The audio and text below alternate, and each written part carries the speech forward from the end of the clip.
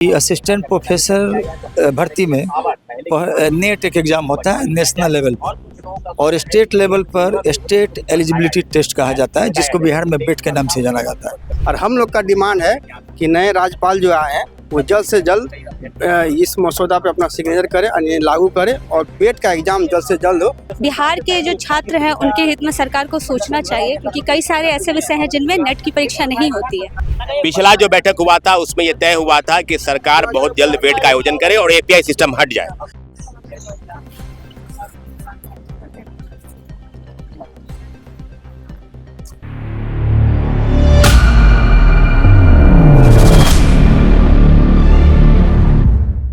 नमस्कार, watch news देख रहे हैं आप और मैं हूं आपके साथ। मौसम जो है एक बार फिर अभ्यर्थी गांधी मूर्ति के पास विरोध प्रदर्शन कर रहे हैं। काफी सारी संख्याएं हैं, हाथ में पोस्टर बैनर लेकर लगातार अपनी मांगों को रख रहे हैं। इस बार 4 मुख्य मांगे हैं। जुड़ेंगे और जानेंगे सबसे पहले कि क्यों आप लोग विरोध प्रदर्शन कर रहे हैं। विरोध इसलिए प्रदर्शन कर रहे हैं क्योंकि असिस्टेंट प्रोफेसर भर्ती में नेट एक एग्ज़ाम होता है नेशनल लेवल पर, और स्टेट लेवल पर स्टेट एलिजिबिलिटी टेस्ट कहा जाता है, जिसको बिहार में बेट के नाम से जाना जाता है। तो इसका आयोजन हो, क्योंकि हर लोग नेट नहीं पास करते हैं, तो 2 मौका मिल गया, नेट और बेट। तो यहाँ स्कोप बढ़ गया आगे का। और इसमें बेट का जो निकला है वो नियमावली जो सरकार के द्वारा जारी की गई है, उसमें मिनिमम एज 23 वर्ष है और मैक्सिमम 45 कर दिया गया है। लेकिन पहले 55 वर्ष था अधिकतम आयु सीमा। तो हम लोग का एक और डिमांड है कि अधिकतम 55 वर्ष किया जाए, बेट का आयोजन हो और उसमें ऑब्जेक्टिव एग्जाम लिया जाए, सब्जेक्टिव नहीं।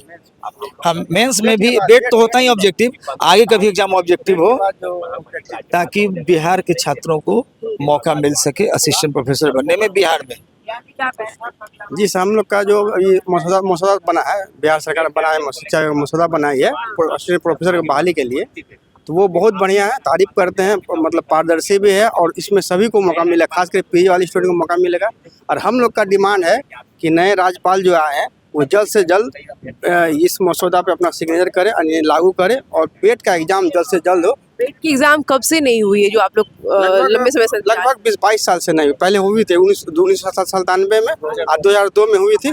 उसके बाद बेट एपीआई के आधार पर बहाली होती है प्रोफेसर की, जो बहुत ही धांधली होता है। मतलब नंबर ऐसे ही पीएचडी कर लेता है और कोई मेरिट नहीं बनता, जबकि ग्रुप डी का एग्जाम होता है। इसमें प्रोफेसर की बहाली में कोई एग्जाम, हम चाहते हैं कि बेट हो, फिर उसके बाद एग्जाम हो, जो 160 नंबर का मसौदा में तैयार एग्जाम हो, उसके बाद इंटरव्यू हो, फिर तब बहाली हो। और जल्द से जल्द बेट का हम लोग मांग करेंगे, जल्द से जल्द बेट का एग्जाम मतलब नोटिफिकेशन सरकार लेकर आए। बेट के एग्जाम के लिए भी आप लोग काफी लंबे समय से मांग कर रहे हैं, लेकिन सरकार चुप है, क्या कहिए?